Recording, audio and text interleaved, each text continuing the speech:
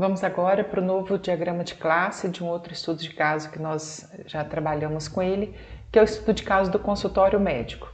Então, da mesma forma, a gente já fez um diagrama de caso de uso. Nesse diagrama de caso de uso, somente para lembrar, né? O atendente ele pode cadastrar paciente, ele vai abrir procedimento, no final do dia ele fecha o caixa. Quando ele abre um procedimento, o sistema de plano de saúde tem que autorizar esse atendimento. O médico vai registrar quando o paciente entra, né, no consultório, é feita a consulta, o médico então registra o histórico do serviço. Lembrando que a gente não está resumindo somente a consulta, né, são vários tipos de serviço, por exemplo, um exame que um oftalmologista faz no olho, às vezes uma aplicação, um curativo, tudo isso são procedimentos diferentes. E o gerente administrativo, ele vai consultar quais são os serviços realizados, porque ele precisa pagar os médicos, ele precisa pagar esses profissionais.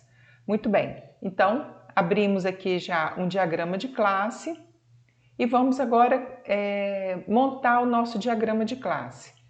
Então, a gente está vendo aqui que a clínica médica necessita de um sistema para controlar os atendimentos aos seus pacientes.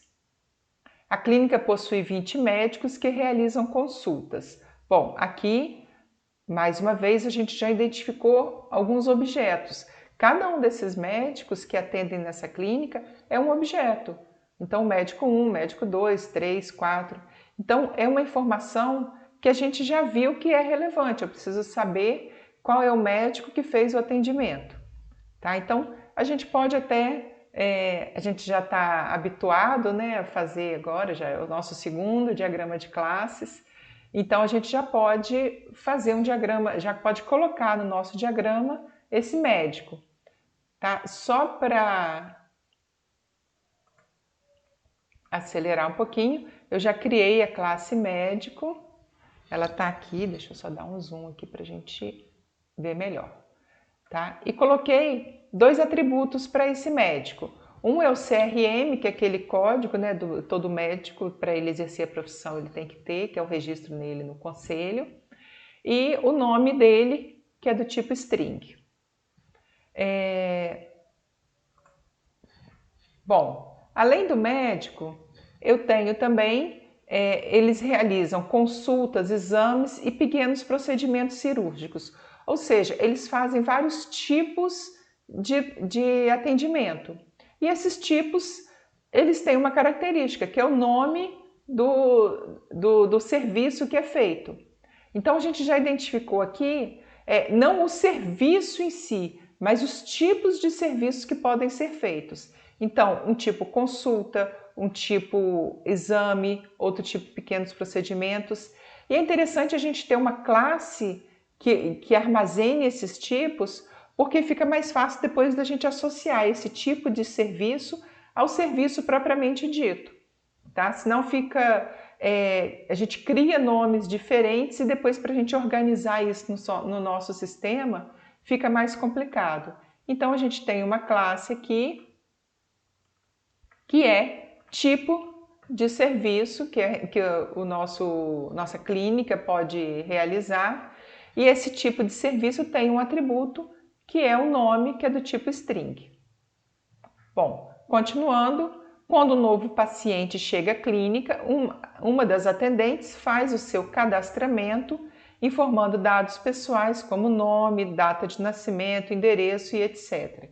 Então, se a atendente precisa registrar essas informações no nosso sistema, essas são informações que são relevantes para o nosso sistema, portanto, precisam ser contempladas por uma classe. São objetos que compõem o nosso sistema e são contemplados por uma classe. Então, eu tenho aqui paciente. Tá? Deixa eu colocar aqui invertido, só por uma questão de me organizar melhor aqui. Então, o que eu tenho sobre paciente? O nome, que é do tipo string, a data de nascimento, que é do tipo date, e o endereço, também que é do tipo string. Lembrando aqui, observe que eu não estou me preocupando nesse momento ainda com quais métodos que eu vou trabalhar, quais métodos que eu vou ter na minha classe, tá? Por enquanto, isso a gente deixa sem nenhum método representado. Antes de caminhar o paciente à sala do médico, a atendente faz a abertura do procedimento, onde informa o paciente, o médico e o plano de pagamento. Os atendimentos são feitos por convênio, que são feitos por convênio, necessitam de uma autorização automática, que deve ser feita na abertura. Bom, então a gente já identificou aqui que essas informações elas precisam estar juntas naquilo que é o centro do nosso estudo de caso, do nosso ambiente, que é o atendimento médico. Todo atendimento ele é feito numa determinada data, num determinado, eventualmente, horário, enfim, mas isso nem é tão relevante, que a gente não está controlando a agenda aqui. E eu tenho um histórico que é feito daquele atendimento. Então, por exemplo, eu vou ao médico e ele sempre registra ali na ficha ou num sistema quais são as minhas queixas, o que ele passou de medicamento. Então, ele registra alguma observação que ele precisa ter desse histórico que vai compor o meu histórico de atendimento. Daqui a um ano eu volto lá, ele vai dizer, naquele dia você esteve aqui e estava se queixando de muita dor de cabeça. Tá? Então ele precisa guardar esse histórico. Esse histórico é cada médico a cada paciente e um tipo de atendimento que foi feito. Ou então ele pode dizer, o ano passado você esteve aqui e estava com o dedo machucado e eu fiz um curativo no seu dedo, tá? Então também eu preciso de saber qual tipo de atendimento que foi feito. Você fez um exame de vista. Então, cada atendimento contém informações que são relevantes, que aliás é o centro do nosso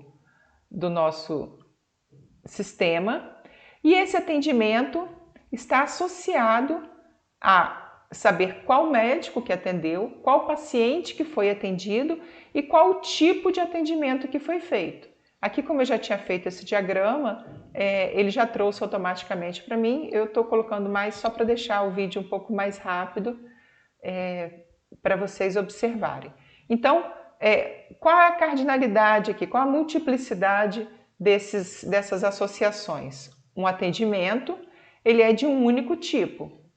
Tá? Então, eu vou lá no consultório e faço um exame. Eu vou no consultório e aí ele coloca o histórico daquele exame. Tem que mudar o óculos lá, o grau do óculos. Mas ele fez uma consulta também. A paciente está se queixando de vista muito ressecada.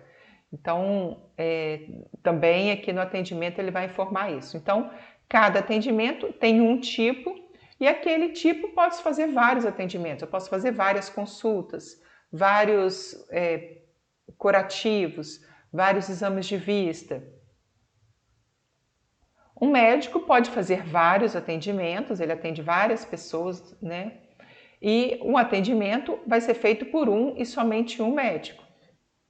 Da mesma forma, cada atendimento diz respeito a um único paciente. E aquele paciente pode ir lá na clínica várias vezes e fazer vários atendimentos, né? Receber vários atendimentos. Então, estabelecemos aqui as associações que existem entre essas classes. Bom, mas aqui fala para a gente também de um convênio que é possível que seja usado. Então, eu preciso saber, como eu tenho que me preocupar com o pagamento dos médicos e tal, eu preciso saber qual é o convênio que foi feito, em qual convênio que foi feito aquele atendimento. Então, eu posso chegar no consultório e fazer um atendimento pelo meu convênio do meu trabalho. Mas depois eu posso ir e fazer um atendimento por um convênio que eu tenho lá de um plano de saúde. Ou então pode ser um convênio, né, particular, eu não tenho convênio nenhum. Tá? Então eu preciso associar também esse atendimento aos convênios que a minha clínica possui. Então eu também preciso de uma classe aqui desses diversos convênios. Cada convênio, cada atendimento, deixa eu só reduzir aqui um pouquinho. para a gente entender. Cada convênio eu vou ter um nome.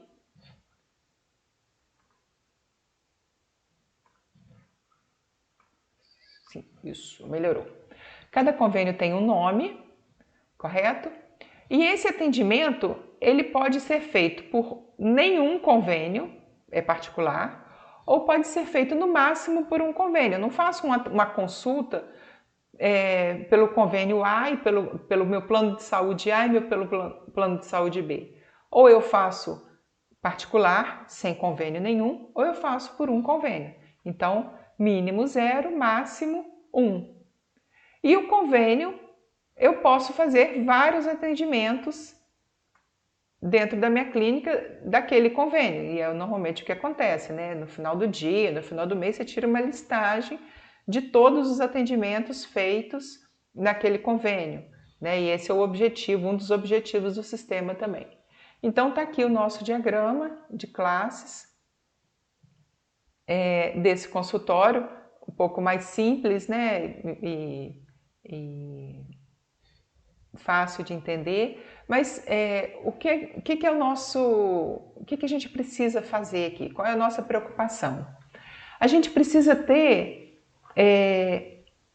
ler e reler o texto, né? No nosso caso aqui, eu tenho um texto passando para vocês. Vocês vão ter na vida real, né? Vocês vão ter um texto assim direitinho para vocês.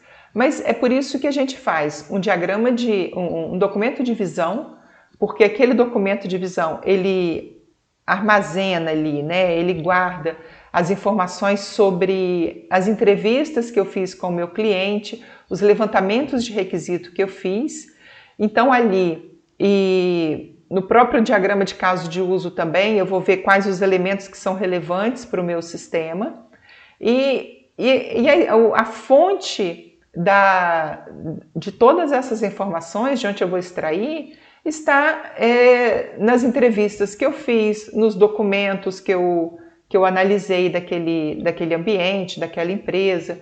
Então, tudo isso é relevante, né? É fonte para a gente gerar esses estudos de caso, tá bom? Para a gente gerar, identificar quais são os objetos que compõem o nosso sistema, para a gente conseguir classificar esses objetos e criar as nossas classes, então, e identificar como que esses objetos se relacionam entre si. Então, a gente consegue criar as associações entre as classes, tá? Então, bons estudos para vocês, bom trabalho, e agora mãos à obra.